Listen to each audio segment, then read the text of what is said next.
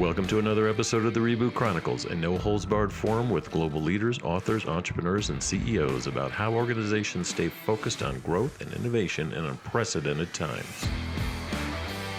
I'm your host, Dean Tobias, coming to you live from Reviv's North American headquarters in Chicago, and we would like to thank you for joining us from around the globe today. I'd like to welcome a beauty industry veteran, Stirling, who's the CEO of The Red Tree, UK's leading international beauty brand consultancy. You know, I think they're one of the go-to companies that has the vision and the strategy and the action that these major corporations need these days. They do it both for the large big corporates, for private equity houses, and of course, well-funded startups, which we've had many of these indie brands on the program. So we're going to talk about that today as well. Stirling, you're looking good there. Thank you, Dean. And thank you very much for inviting me. I know we met in New York at Beauty and Money in September, so I'm delighted we've stayed in touch, and I'm delighted to be appearing on the Reboot Chronicles. Beauty and money, two of your favorite words, right?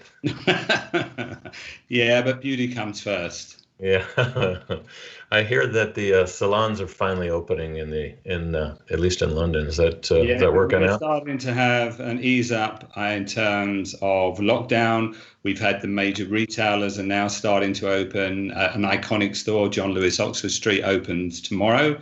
Oh yeah, beautiful.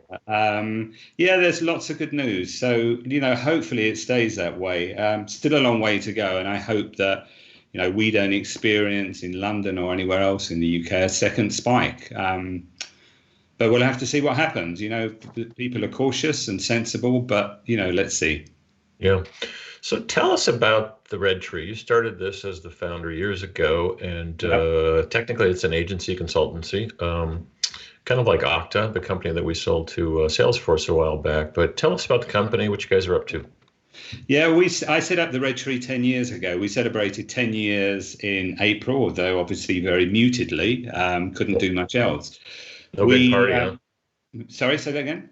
No big parties? No, nothing whatsoever, and didn't even have champagne. Never mind, we'll do it another time. But my background was 25 years before that in corporate life. I worked for companies like Unilever and Lauder and Chanel, both in UK and international roles. So developed really good networks and contacts, set up the business, as I said, 10 years ago. And we do two things. One is strategic consultancy with a wide mix of clients, as you mentioned. We've got expertise across all the product categories.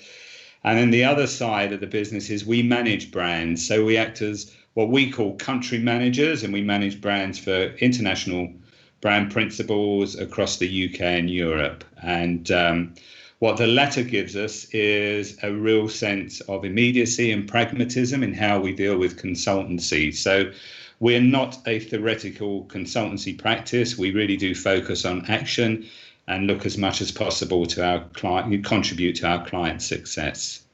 Yeah, I love that about your business model, is you really kind of jump into maybe not the weeds, but you were very strategic, but your implementation, you're like helping us get, so being a brand manager for various regions or countries is probably the hardest thing for especially emerging companies to do. They can't afford to hire the people. So you're almost like part of the gig economy for these folks. Yeah, exactly. And, even during the pandemic and lockdown, I mean, we've learned a great deal, as I'm sure other companies have. And one of the things that for us is the biggest learning curve, I thought we were great at marketing.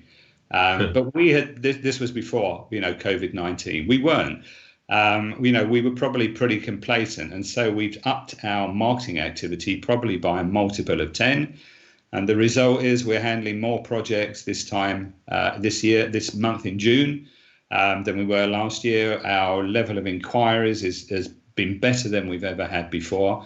And that's all down to doing things like this, doing our own webinars, continually publishing articles on LinkedIn. And for us, that's a great lesson for our clients as well. Yeah, good advice for sure. So when you look at health and beauty and cosmetics and skincare, what are some of the interesting trends that you're seeing coming out of 2020? It's been a strange time. A lot of things have shifted. We've talked a lot about this on the program, including the Reviv Health and Beauty Index, which is off the charts in terms of up 1, 2, 3, 400% of different search categories and recommending products. And So obviously that's old news. The shift to e-commerce was necessary for many, many people, but what's the impact long term now in this sector? I think there's a number of dynamics that are driving the market. The first is for us, is undoubtedly what is happening with e-commerce. I mean, I've been reading some stuff, and we've seen that you almost need to step back with your website, a brand's website, whether you're an indie brand, a mid-tier brand, or a corporate brand, and almost have a point of view of due diligence. What is working? What isn't working? How can you improve it? Most importantly, how is it scalable? Because there is no question there has been a big change in consumer habit. And when I hear people say, well, we can't order products we've never tried before on e-commerce, we need to go into store, it's gone. That habit is broken. People during the pandemic or lockdown will have ordered products they would never have dreamt of ordering unless they had tried them. That's across fragrance, advanced skincare, and so on. That habit will not change now. And so, that there's that relationship that needs to be thought about. There is obviously everything that's happening with transparency and vegan and clean. Those things are not going to go away, and the smarter brands are going to be developed, meeting as many of those criteria as possible. I think technology, with your Revive devices are going to increase for sure. They're here to stay. Although I read an interesting thing yesterday that Clarisonic, which was probably one of the first electronic beauty devices, is actually being closed by L'Oreal. So it'd be interesting to find out the reasons why, but that was a surprise. Right. And so I think one of the reasons is it's like, are you using the next generation of technology and AI and consumers, try not to show any of my favorite screenshots here, but consumers they want to use their own device now. It's one of the huge trends we're seeing in retailers is they've got this hardware hangover going on where they want to take the mirrors out and all the touch pads because it's just too, people don't want to touch them anymore. So the trend to what we call UIOD, use your own device, is huge for everything, not just beauty, but for all types of things. No, I fully agree.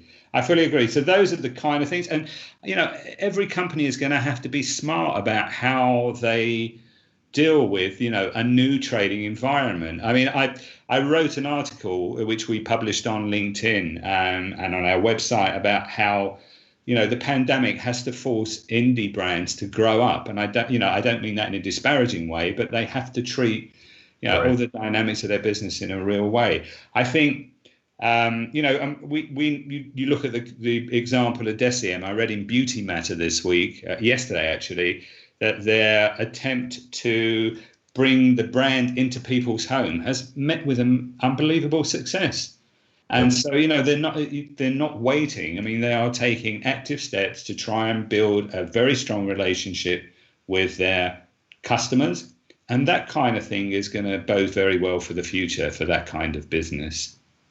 So there are lots of things all happening at once. Whoever said we live in interesting times was an understatement.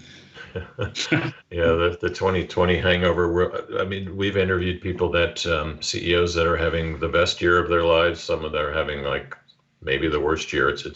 It's very divergent across industry sectors. The beauty one tends to throw a lot of there's just a lot of curveballs being thrown into the mix. Consumer behavior. Yeah. You mentioned e-commerce. One of the things we've noticed with the Review Beauty Index is how many consumers have been switching brands because their stores were closed or they couldn't get or out of stock was a huge thing in March, April, May of 2020.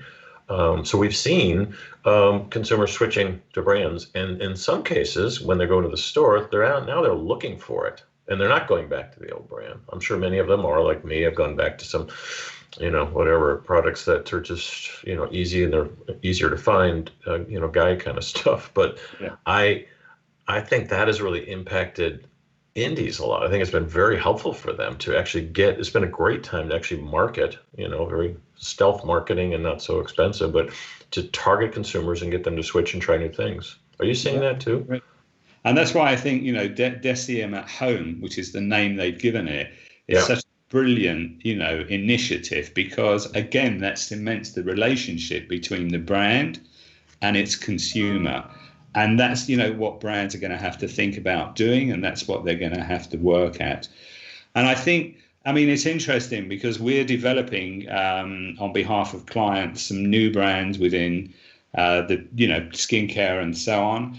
And I find it really difficult when I hear a brand say, well, we're fully sustainable, we're totally vegan, we're totally transparent, we're totally clean. It's not, I don't think it's possible yet. No. I think that's a story that you have to take the consumer on.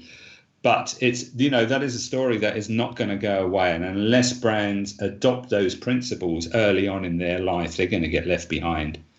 And yeah, we talked about that with the founder and CEO of Credo about how, they've got their dirty list and they've got, 30, 40, 50 brands that are definitely clean and certifiable and ethical and all that stuff.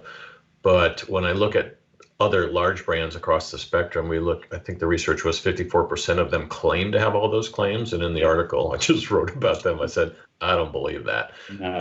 You can use the words because there's no legal ramifications around it. So, I mean, you work with some of the biggest brands in the world and the smallest. Let's start with the biggest. Why is it so hard for them to say, hey, clean, beauty, ethical, open, whatever you want to, check all the boxes, vegan. There's lots of different ones that have just tons of additives that are just not great for your hair, your skin, whatever. Why have they had such a hard time shifting? I mean, I've had a couple of them on, and they've said, well, it's really not the big mass market. I'm like, yet. Maybe not, but the word yet has to be thrown in. I mean, there. I think it's going to be, isn't it? Yeah, I agree. I mean, I think they're like big ships. They take a long, long time to turn around. I mean, one of the best brands we've ever worked with was a brand called First Aid Beauty, founded by very good. A brilliant entrepreneur, Lily Gordon. And that was an indie brand. That was one of the first indie brands, I think, that she's pretty sharp, too. Sorry? So she's pretty sharp. Oh, yeah, amazingly sharp. And that was, we managed that brand for 7 years and grew it into a great business in the UK. And then it was sold to P&G, I think, about around mid-2017 for an undisclosed sum, but in excess of $250 million, I'm sure. And so, indie brands can grow. And it's, I guess, that's why you're seeing incubators set up by Benkiser, by L'Oreal and so on, so they can come in at the ground floor and help. Sephora has an accelerator. Yeah.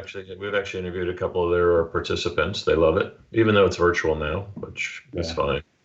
What about, didn't you work on Ven? Wasn't that another one? Yeah, I mean, Ven is a fabulous brand. What's their story?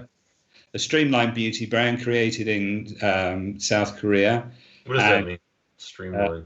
Streamlined, so that there is a trend, a Far East trend, where you use 10 products for your beauty regime. If you could, the problem is that takes time. There's also duplication and so on. So then, exhausting, yeah. It is. I mean, I've watched this process. Guys, it's water, shaving cream, razor, and goodbye. But some days. The use of a lot of products in the complex regime is countered by those brands that believe that you don't need that many products. And Ven is a brand that is about streamlined beauty, fabulous creative brand, clinicals, brilliant efficacy. And we put together the UK strategic thinking for the brand, how they should enter the UK and Europe. And we've worked, and that brand is now available in places like Liberty, Net-a-Porter, and in some really interesting selective retails. Fabulous brand with a great future. And again, that's an indie brand. It's not a major brand yet. I'm sure it will be, but some indie brands are going to make it big, and many indie brands are not going to make it at all. Yeah, those of you that are new to this vocabulary, indie brand basically is a fancy word for startups, but it just sounds so much cooler. Let's go back to your point about all the shifting that's gone on in the pandemic. So we talked about the consumers, but what are some of these companies doing, retailers, brands, to pivot? And some of these pivots are short term until people get more comfortable. Yeah, things get better, and some are long term. Yeah, what do you see? I think when the lockdown started in the UK, I don't know if this was the same in the US, but when the lockdown started in the UK, everybody was in a state of shock. Yes. Every single beauty contact we had, we spoke to them. it was, probably the most pessimistic 2 weeks of my business life. But it felt like 2 years, though. Yeah, it did. But it was the same across the whole beauty industry. Once people started to think rationally, we were convinced, and we told all our clients, okay, this is not great news. You can't control events, but you can control how you react to them.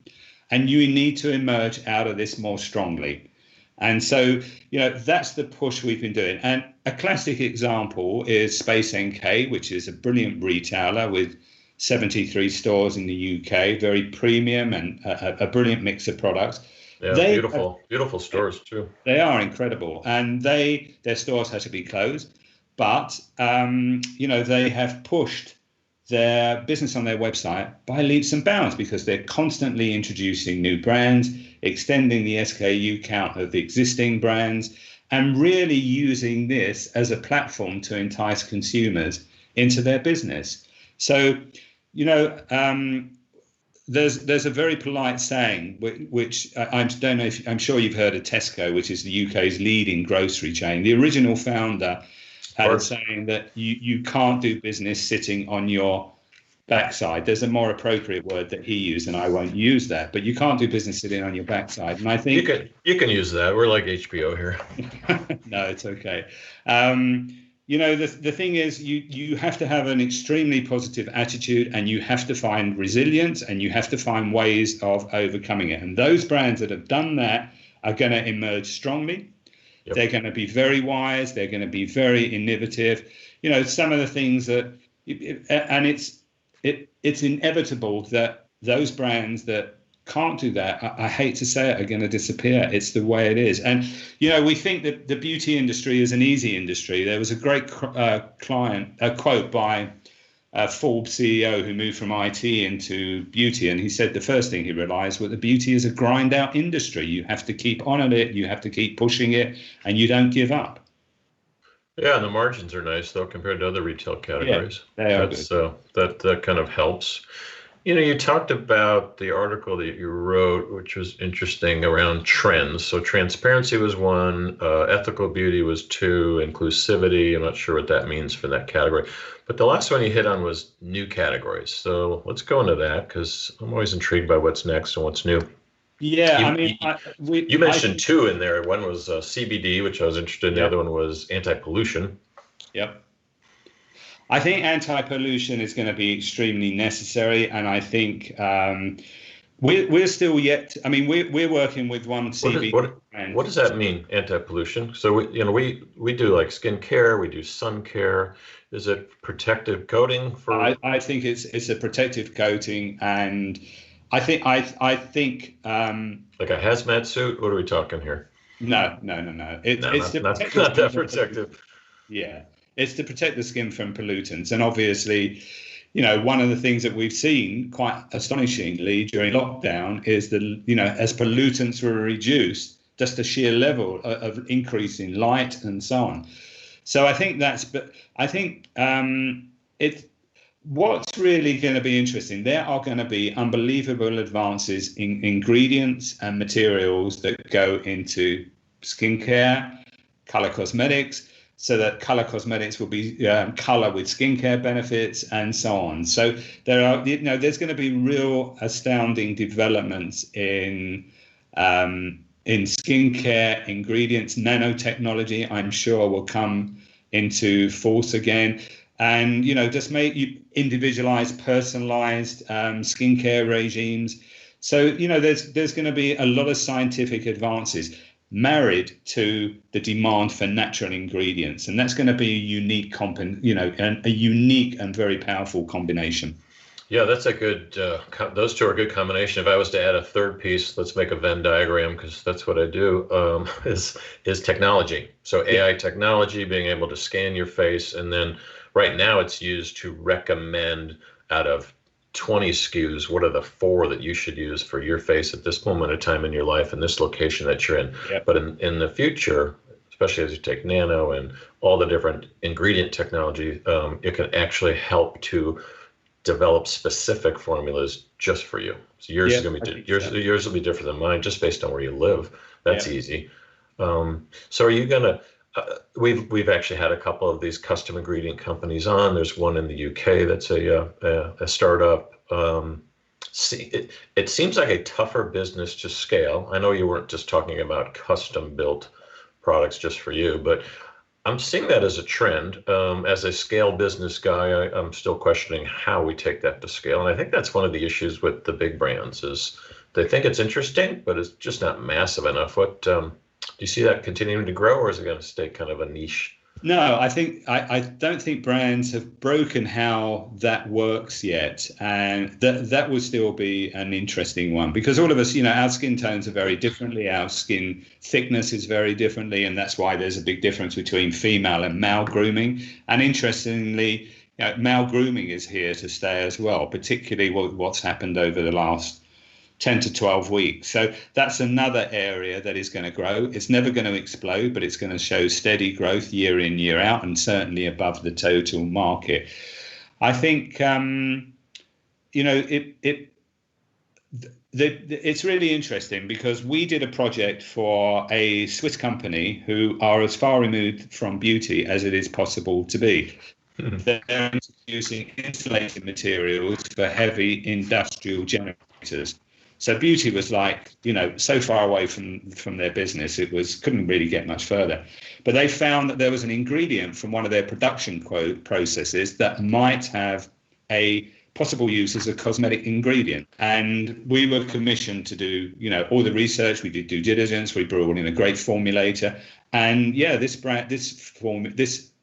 material certainly offers an advanced difference to what's currently available on the market in that it's natural, it's cold pressed, it has it's totally vegan, and its use as a product can certainly go a long way. And we eventually took it to distributors, and the company signed a deal with Givaudan, who are one of the globe's biggest cosmetic handlers. So things are going to come from from ways that we didn't even think of before. So that was technically a byproduct for that company, something that they would throw it away. Yeah, exactly right. I love that type of innovation. I mean, that is serendipity innovation. It probably took someone like you to figure out, there is actually a use for this. I'm envisioning grease or oil from a generator or something. Hopefully it's something better than that. Before that. That's probably the best example I've heard. But yeah, the ingredients business, we're not going to get into that today, but we're seeing that in the food space. So I advise an investment firm that's just investing in food. And what they've realized in terms of going green and clean and vegan is the reason big companies can't scale is because there's not enough ingredients. There's not enough companies focused on ingredients. So it seems like that's a similar thing in this industry. It's a bit catch-22, yeah. But I think, that there is, the larger corporates are making, attempts to do that. You've seen Lauder purchase a stake in Deciem. You have the accelerators that we've spoken about. Yep. And all of those things are encouraging. I personally think the beauty industry is a very strong, resilient business, and growth is going to come from some of those small independent brands or indie brands, as we said earlier, growing very quickly. And you look at Glossier or Huda Beauty, and I know, they now have huge financial backing, but they didn't in the beginning. Right. And Drunk Elephant, another example, Dollar Shave Club, all of those brands started from great ideas and great innovations. Yeah, including crazy brand names. Drunk Elephant, who would have thought? Yeah. So what about retailers in the beauty space? We've talked a lot about, sampling is dead, it's going digital, bring your own device, but what's going to be the impact here? So e-commerce is a big one, but what are they still doing wrong, I guess, in terms of if you wanted to give retailers some advice here? I mean, I personally love I think it's what retailers have to focus on is what I would call the shopping experience. What happens when you go into a store? People, shopping is ingrained into people's habits, and people love going shopping on their own, with friends, with family, or whatever. I hope that doesn't change. I hope people still value the shopping experience, and maybe we will see, a whole raft of smaller stores like Urban Outfitters, which are like mini department stores. Right. We've got a couple in the UK like Oliver Bonus, and another one escapes my mind. But they're sort of small units. They sell furniture, clothing, cards, print, beauty, and so on. And it's a pleasurable experience. What's happened with the department stores, I think it's the same in the US as it is here. They just lost sense of how people shop. They didn't offer a shopping experience that was relevant to people's lives. And so I hope that can change. I also hope that city centres that lose department stores can be converting those space to residential, so that people live in cities as well. So, I'm optimistic. If you said to me, what's one thing that you could say to a retailer, I would just say, make the shopping experience enjoyable. Do not leave people waiting. Serve them quickly. And if it's a showroom for your online, then make sure that everything is seamlessly linked. Yep. Yeah, many of them have spent time, the good ones, in saying, hey, shopping is about using all of your senses, taste, smell, vision, audio, everything. And unfortunately, with the trend they're on now is we need to just sterilize everything. So they have to go away from that for a while. So somewhere in the middle, it needs to meet, because the shift to e-commerce, we've accelerated that by 5 to 10 years, depending on the industry, is not coming. It's not coming back, and people are foregoing that social, all the senses kind of experiential. Yeah. So that's good advice. And by the way, Sterling, I really want to thank you for being on. I think more importantly, given your just intense experience with helping brands in almost any industry, I find this advice to be helpful for startups, especially consumer-facing ones or consumer-related. Just as some good parting words, what kind of advice would you give to a lot of the indie brands listening in, and what they should do over the next 12 months? Oh God, that could take a couple of hours, but I'll be really quick. I mean, I just think, there's a couple of things really. I think the first is, if you are not trading aggressively through your website, you're going to have a problem. You need to make it scalable. You need to look at how it works, where the weaknesses are and where the strengths are, and you need to make that work for you big time. And it should be 30-40% of your business. Because that's where you're going to make a bigger margin anyway, because you're not sharing anything with the retailer. So that's the one thing. I think the other thing is that you have to, it's a great term I learned when I was at Lauder, you have to outreach. They don't say reach out, you have to outreach to your consumers. That's exactly what Decium have done. Without blowing our own trumpet, it's exactly what we've done. We've reached out had an outreach program that we've never had before, and we should have been doing that years ago. And I think, you have to say that you can't wait for customers to come to you. You have to go to them, and you have to let them know what you do, and you have to get your brand on the radar. That sounds like a lot, but I think, those are the couple of points. A lot of noise out there, though, digitally, advertising wise. Like, how do you bust through that? With difficulty, but you've got to find ways of doing it. You have to be clever. You have to think differently. Yeah, you're right. There is a lot of noise, and there are brands with millions of followers. But if you don't attempt to do that, you're going to get left behind. You really are. There's a coaching system, a business coaching system that I read about many years ago. And in fact, I went on one of their courses where they believe you should times everything by 10. Whatever you're doing, you want to go by 10. Now, you may not hit 10, but you're probably going to get 5 or 6 rather than saying you want to double your business. And you have to have that attitude. It isn't easy. I have every sympathy for brands that are struggling and finding it difficult, but you mustn't give up. And the other point is, also smell the coffee. If you're still in this, you're in this space after 5 years, please give up. Do something else with your time. If it's not going well, you mean?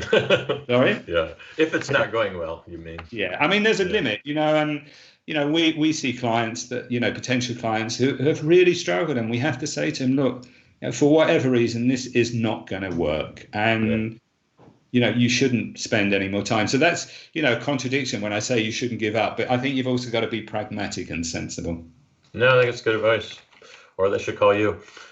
Well, thanks. You've been listening. We've been listening to Stirling Murray from The Red Tree. And he has a lot to say about this industry. I think we'll be having him back soon. So thanks for coming on today. Good to see you. Thank you, Dean. Take good care. Cheers.